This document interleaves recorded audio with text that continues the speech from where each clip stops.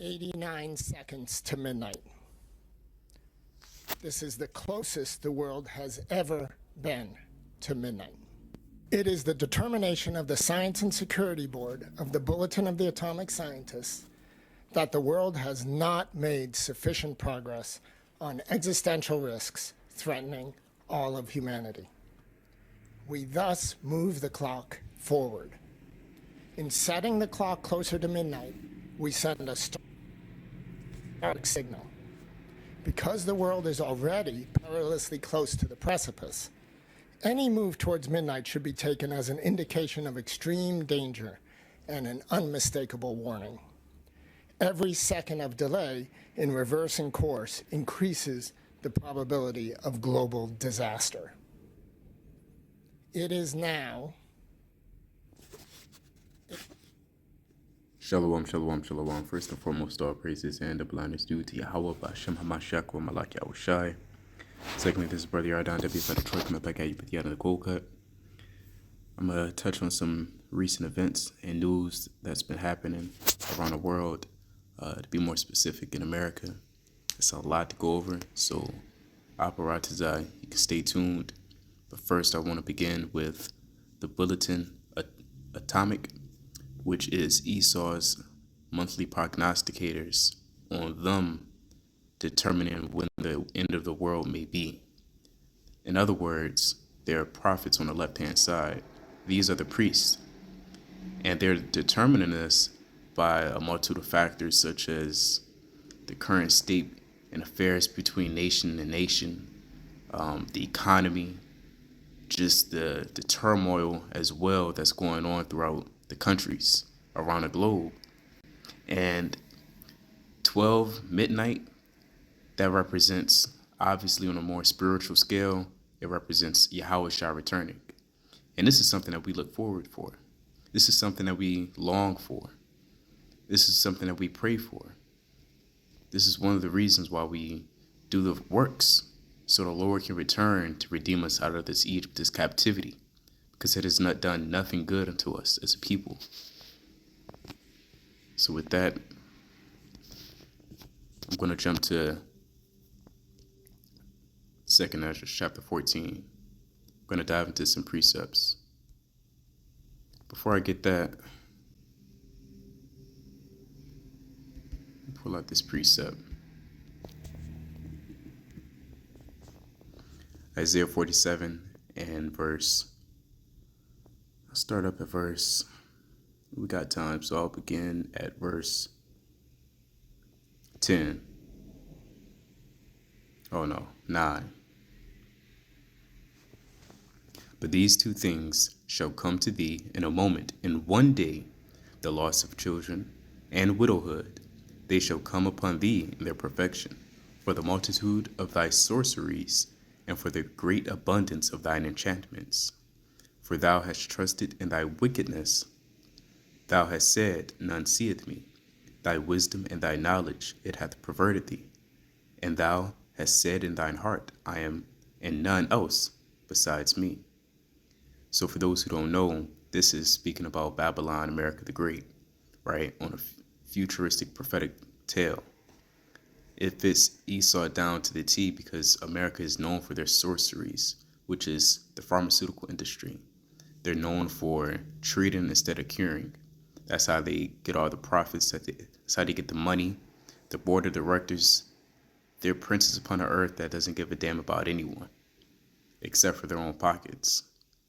In addition to that, America is known for other dark sorceries as well. For an example, opening up portals, witchcraft, by the way of media. They seduce people through the industry, through certain figures such as rappers like Lil Wayne and, any other wicked rapper that you could think of, Megan Thee Stallion. All these puppets are utilized to seduce the sheep, to keep them in a sedated mindset. And that's witchcraft. They're bewitching the people, putting a spell upon them. And America is known for doing that. They're the number one nation known for their witchcraft and sorceries. Verse 10. For thou hast trusted in thy wickedness, thou hast said, none seeth me. right? Because Esau moves in that spirit as well, that he's blameless. He's a victim. He's done nothing wrong. Other people did other things. It's not just him. No, that's pride. Thy wisdom and thy knowledge it hath perverted thee, and thou hast said in thine heart, I am, and none else besides me. Now we know who Yahweh is, right? He's the one that he is, right? But now, in this case, Esau, by his works, he's proclaiming to be the Most High. I'm going to bring that out in 1 Thessalonians.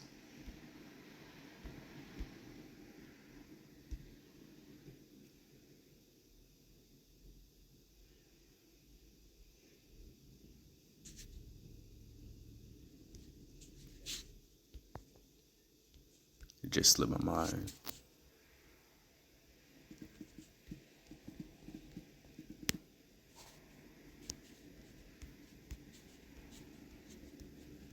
Just slipped my mind. That's Satan.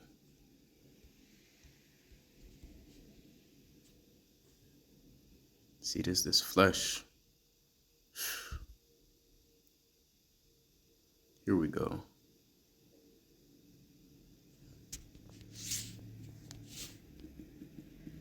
Perdition. Let's try this.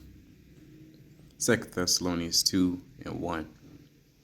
Now we beseech you, brethren, by the coming of our Lord Yahushua HaMashiach, and by our gathering together unto him, that ye be not soon shaken in mind, or be troubled, neither by spirit, nor by word, nor by letter, as from us, as that the day of Hamashiach is at hand. And we to say the same thing unto all of Israel who may be watching this video, the cold cuts, any other YouTube video that's pertaining to the truth. We tell you that Yahushua is at hand, with the multitude of his angels with swords and sickles in their hands. Verse 3 reads, Let no man deceive you by any means, for that day shall not come except there come a falling away first, that man of sin be revealed, the son of perdition. Who's the son of perdition? Damnation, sin, wickedness, lewdness, witchcraft, all things of manner of disgust. It's Esau, that is the so-called white man, who opposeth and exalteth himself above all that is called God or that is worshipped, so that he as God sitteth in the temple of God, shewing himself that he is God. And that's Esau, down to the T. He's the one that tells you, I make the laws. He's the one that expects every nation to bow down for mercy. He's the one with the military might. He's the one with the fangs. He's that wolf in sheep clothing. He's that man that can see you through every camera lens on the face of the earth. He's the one that has military bases set up throughout the countries. He's that man that proclaims to be the Most High by his works. And which is why Isaiah is a beautiful testament. It's a beautiful statement, right? From the Most High, telling the nations, be prepared.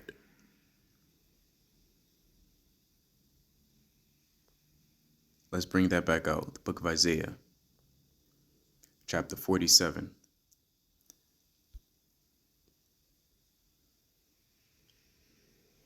Verse 10. For thou hast trusted in thy wickedness. Thou hast said, none seeth me. Thy wisdom and thy knowledge it hath perverted thee. And thou hast said in thine heart, I am, and none else besides me. And their knowledge has perverted them. It puffed them up. Esau was once this, admittedly was once a powerful, mighty nation, and is to some extent, but not as quite as it was back in the day, because now their households are all out of order. The country is out of whack. There's no respect or reverence to their leaders. To the chief commander in charge, he's made a spectacle. He's ridiculed. No one honors him. Now, back in the 60s and 70s, there was a lot more honor and respect and order. Even within the households of Esau, they had it down packed. But their pride puffeth up. And so the Lord has slowly been destroying them by lifting up that skirt. But I digress. I want to continue on to verse 11. Therefore shall evil come upon thee, thou shalt not know from whence it riseth, and mischief shall fall upon thee, thou shalt not be able to put it off, and desolation shall come upon thee suddenly, which thou shalt not know. Stand now with thine enchantments, and with the multitude of thy sorceries, wherein thou hast labored from thy youth. If so, be thou shalt be able to profit, if so, be thou mayest prevail. Thou art wearied in the multitude of counsels. Let now the astrologers, the stargazers, the monthly prognosticators, stand up and save thee from these things that shall come upon thee. And fire is sent upon Babylon. A sword is headed for the head of Esau, and even their children, even their neighbors, and their entire kindred, their nation, for that matter. And they're all going to be made into rubble and stubble. And I love this verse as well, verse 13, because Esau, we know that he's having councils. He's having councils in a big, dark, nasty room with black goo dripping from the ceiling. And they got baby blood in the refrigerator. And they got dogs just yelping and whelping and just loud. They popping dogs, not to get too graphic. But Esau, they got that big, nasty round table and a suit on, and he doing this. And they're discussing and stressing out, what are we going to do? These Israelites are figuring out who they are. These nations, they're getting the upper hand. They're stressed out. And their counselors are these stargazers, these monthly prognosticators. In layman's terms now, are simply just wizards. Right? Their modern day counselors are their generals. The people who control the media, the industry. How do we keep everybody sedated while also getting the upper hand with a military might and fighting the Lord for when he returns? Because they know he's returning. The Lord has shewed forth his miracles in the heavens and even in the earth. Now Esau is powerful as much as the next heathen, but even Esau can acknowledge that the Lord is going to return. But they have faith in whoever, that they're going to be able to withstand the might and power of the Lord, Yahweh Ba'ashem Yahushai, which is complete folly. Verse 14, behold, they shall be as stubble, the fire shall burn them, they shall not deliver themselves from the power of the flame, there shall not be a coal to warm at, nor fire to sit before it. Thus shall they be unto thee with whom thou hast labored, even thy merchants from thy youth. They shall wander every one to his quarter, none shall save thee. And I love that. Nobody's going to save America, Babylon. This is something that we dream for. I've known brothers that started dancing and popped some champagne when Russia was going to war with Ukraine. I've known brothers that was dancing, did a backflip once they see a multitude of chariots, because they know that the Lord is coming soon. Now with that, I also want to get into 2 Ezra chapter 14, verse 10, which ties into the initial video that I played earlier with Esau's monthly prognosticators. These wizards, and they're probably just the forefront. They're probably just the puppets. They're not the people that actually, these are just the front men, if you understand. They're just the mouthpiece. The people behind the scenes, they'll never reveal themselves behind a curtain. So in 2 Ezra 14 and 10, it reads this, for the world hath lost its youth, and the times begin to wax old. For the world is divided into 12 parts, and the 10 parts of it are gone already, and half of the 10th part. And so this is Ezra's having a dialogue with an angel, and it's being explained to him how the world is likened into 12 parts, similar to that of a clock, knowing that a clock is 12 hours within a day. Even Yahushua stated that. Are there not 12 hours within a day? And so, in other words, this earth is a good representation of illustrating the time span or the time that's left that this earth has. And when I say this earth, I mean this kingdom, because the earth shall never vanish away. The earth shall never perish. But when I say this earth, I'm referring to Esau's earth, Esau's kingdom, his rulership, his dynasties. right? It has only so much longer until it hits 12 o'clock. And 12 o'clock is when the Lord returns.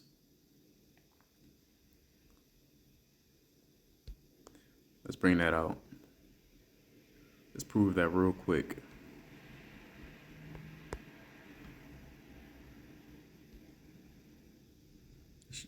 Get into the straight point.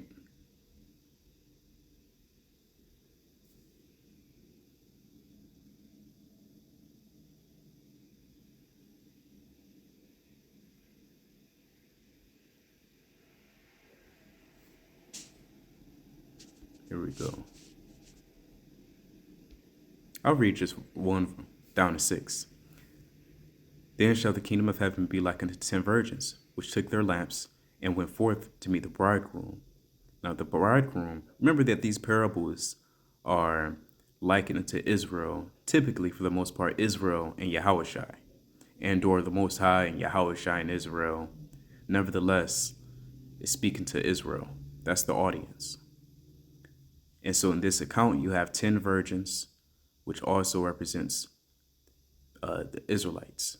5 are wise and 5 are foolish. And 5 of them were wise and 5 were foolish. They that were foolish took their lamps and took no oil with them.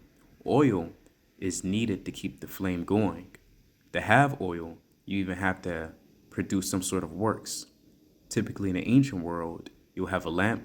That's the easy part. But to maintain that oil, you actually have to go to the olive tree, beat it, shake it, and then continue the process in which you have that pure virgin olive oil. And you need that oil.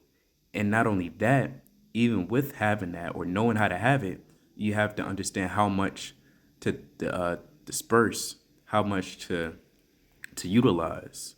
If you use up all your oil, I mean, your light's going to go out. Even this is also spiritual, a spiritual or a carnal way to say that you have to maintain your wisdom and your knowledge in the Lord, Yahweh Shai. You have to maintain that zeal through the Spirit. But the wise took oil in their vessels with their lamps. While the bridegroom tarried, they all slumbered and slept. And at midnight, now midnight is universally known for being 12 o'clock p.m.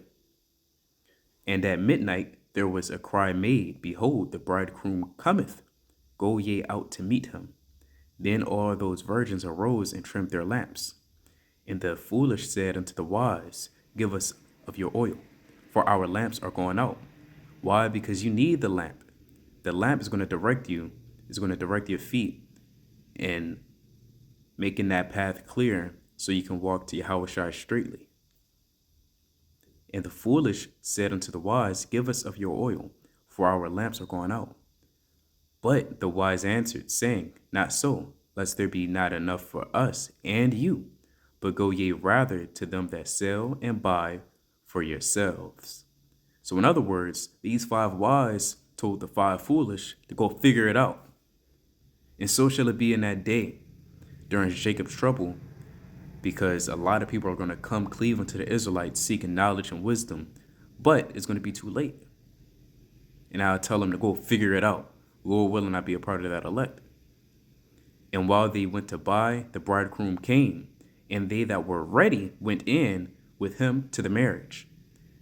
And the door was shut. And we understand that Israel, we're in this phase, this process of being arraigned unto the Most High, unto Yahushua.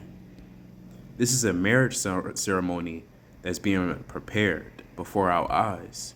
And on this side of the earth, we have to examine ourselves, as it reads in 1 Corinthians 13:5, or 2 Corinthians 13:5. We have to examine ourselves, even as it reads in Proverbs. We have to look at our face in the water to make sure that there's no blemishes. We have to hate the garment spotted by the hole in Jude 1:20, 1 on down. So there goes into a lot of work when you're getting married, and that's pretty simple to understand. So, it's a lot going on in these last days, and you have to be vigilant. It's like you have to be aware and diligent. And it reads this as well in Isaiah Bring this out. Classic. Isaiah 55:6. And I got some more information as well. Bear with me. Seek ye the Lord while he may be found. Call ye upon him while he is near. Call upon the Lord while he is near. And the Lord is near. He's nigh to those that are of a broken heart. Now, if you don't have a broken heart, a heavy heart, or you're not going through something in this captivity, you might have to do some self-reflecting, because this is not your rest. This is Babylon, America the Great, the place where you lost your heritage. You don't know your last name. I mean, you got an English last name already. Your name's Richard, and/or Vance, Tom, Larry, Adam. Well, Adam's okay. Chuck, Barry. A lot of our people have bizarre names. It's because you're in a foreign land. Abraham, they didn't use the word and name Chuck and Tyler and Austin and Fantasia. But I don't want to get besides myself. I'm gonna bring out this other information. All right. This is as of 50 minutes ago. There's a lot of whistleblowers on X or Twitter, right? We still calling it Twitter. There's a lot of whistleblowers, and they're happy to send any information that they have to the public so everyone can be aware, because basic media channels, they're not going to explain, neither will they share all the details, because we know who owns it. We know who owns it. But if you don't, then it's the small hats. It's the small hats. It's the loose shoes. I call them loose shoes. Who else? What's another name? Snouts. It's the snouts, the long snouts. What else? The penny pinchers. It's the penny pinchers, right? They own the social media. Now, video showing the moment of a plane crash in a Roosevelt Mall in Philadelphia, Pennsylvania. You might be seeing this as another so-called act of God, perhaps maybe it's judgment. Well, if you've been keeping up with the news and social media, on the right-hand side, you'll understand that yesterday and/or the day before, that a Black Hawk helicopter intercepted a commercial plane. I believe it was United Airlines, in D.C., mind you, which is completely out of the norm, I'll say. Now, there's a lot of talk, and there's a lot of skeptics. There's a lot of words going around that this is a invasion, so-called, that this is war. Now, the reason why people are saying this is a lot of movies, Esau, they kind of show you in the movies. But also, I lost my train of thought. Pecan. See that? A plane has crashed near Roosevelt Mall, PA. Oh, Khan, I remember. I was going to say it's an act of war. Some people are saying our Iranians are doing it. Some people are saying this the Chinese are tapping into our devices. I mean, you already had the drone fiasco going on. Now, whether this is the nations or Esau doing a huge masquerade, just know this, that we're one day closer to Yahushua coming back. And here you have it. Ain't no coincidence, man. First of all, you have to be skilled. You can't be just a regular Negro or a regular Joe to just hop in a Black Hawk helicopter and fly it. There's protocols, there's background checks.